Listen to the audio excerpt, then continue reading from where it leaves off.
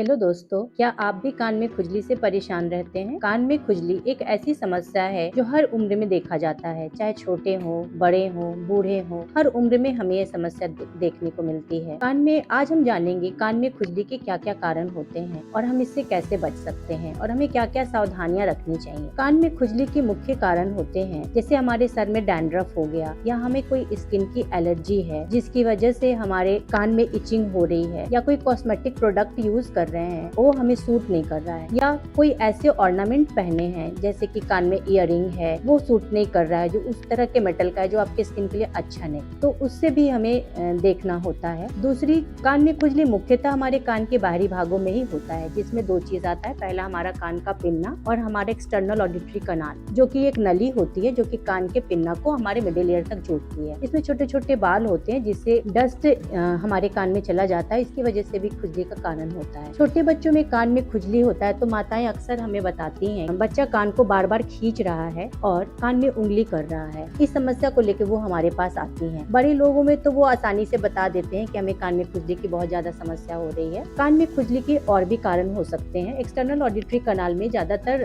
Wax है, अगर impacted wax है और ज्यादा है, टाइट है, तो वो भी इरिटेट करता रहता है, उससे भी खुजली होती है। कान में कोई फॉरेन बॉडी चला गया हो, ज्यादातर बच्चों में फॉरेन बॉडी चला जाता है तो भी अपने कान को खींचते हैं, उससे भी खुजली की समस्या बनती है। कान में खुजली अगर हम कान को साफ कर रहे हैं, जैसे हमने ईयरबड डाला या माचिस की तीली डाली, वो हमारे कान में चली गई, उससे हम कर रहे हैं, इचिंग करते वक्त हम उसको इस्तेमाल कर रहे हैं तो वो भी छूट जाता है, एक फॉरेन बॉडी की तरह पड़ा रहता है, हमें पता भी नहीं चलता कि वो कब चला गया। वो भी हमें बाद में इचिंग के कंप्लेन के साथ पेशेंट हमारे पास आते हैं। कान में खुजली अगर हो तो हमें क्या करना चाहिए? अगर कान में खुजली हो तो छोटे बच्चों के लिए तो माताएं लेके आती हैं। हम लोग बोलते हैं कि अगर कान में खुजली हो रही तो सबसे पहला प्रिकॉशन तो है कि आप कान में बच्चे के तेल मत डालिए, आप डॉक्टर को दिखाइए, वो आपके कान को एग्जामिन करेंगे बच्चे के कान को और वो आपको प्रॉपर ड्रॉप देंगे। ज्यादातर ईयर ड्रॉप डालने से 3-4 दिनों में या मोस्टली एक हफ्ते में कान की खुजली से हम निजात पा जाते हैं। बड़े लोगों में हमें एग्जामिन करना पड़ता है कि वजह क्या है जिसकी वजह से उनके कान में खुजली हो रही है। अगर वैक्स है तो हम उसमें वैक्स को डिसॉल्व करने के लिए ड्रॉप्स देते हैं, वैक्स डिसॉल्वेंट ड्रॉप्स, जिससे वो सॉफ्ट हो जाता है वैक्स। और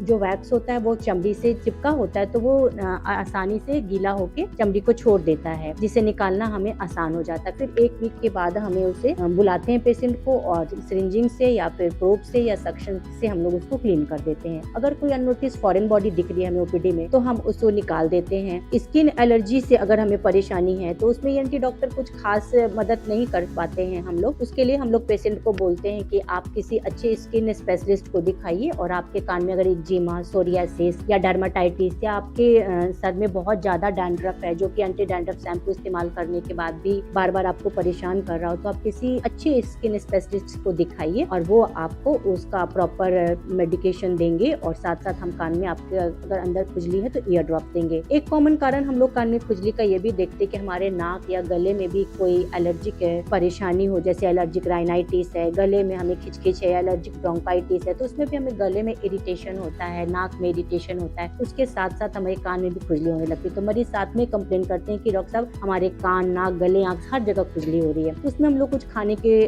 टैबलेट्स भी देते हैं, एंटी एलर्जिक वगैरह चला देते हैं जो कि मोस्टली हफ्ते 10 दिन खाने से ठीक हो जाते हैं। अगर आपको मेरी वीडियो पसंद आ रही है तो आप इसे लाइक करें, सब्सक्राइब करें। मैं डॉक्टर रिंकी रश्मि चक्रवर्ती आई हॉस्पिटल ईएनटी सेंटर से हूँ। हमारा ये हॉस्पिटल गोसाईगंज लखनऊ में है और आप हमें लाइक करें, फॉलो करें, इंस्टाग्राम और फेसबुक पे भी आप हमें फॉलो करें और हमारे वीडियो को लाइक और शेयर करें। Thank you.